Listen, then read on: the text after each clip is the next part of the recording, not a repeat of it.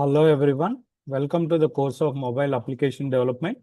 In today's class, we are going to start a new unit, second unit. Which is titled as creating applications and activity. So in this particular unit, we are going to learn how the applications are created along with the activities. So as we have already seen in the unit one. So whenever we are trying to develop an application through an Android Studio, the main window will be having three views. One is the project view, second one is the code view, and the third one is the design view. Okay. So the project view where all the files related to the project application will be seen over there, and through which we can select that particular folder according to the requirements. And coming to the second window, it's a code view window where whatever the coding we do in that particular window, that will be visible in the second code window. And the third view is the design window. And whatever the program we do over there, that will be visually or graphically seen in the third window, which is nothing but design view window. Okay. So based on this, we are going to introduce how an application manifest will be. So coming to the introduction of application manifest, first of all, what is this manifest? Manifest is a file which is related to the project view. Okay. So each Android project will be having a manifest file, which is called as an Android Manifest.xml. So this particular XML stands for extensible markup language. Okay. So this particular manifest files will be including several nodes such as activities, services, broadcast receivers, and content providers. Okay. Now let's see one by one what are these nodes.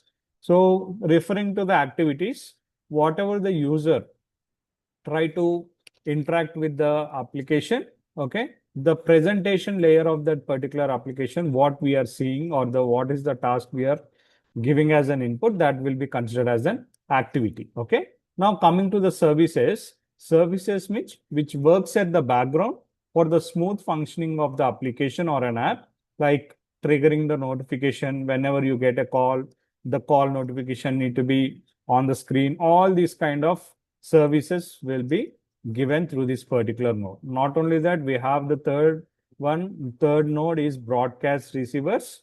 So this broadcast receivers helps in making the app to listen what the user is giving the input and respond accordingly. Okay.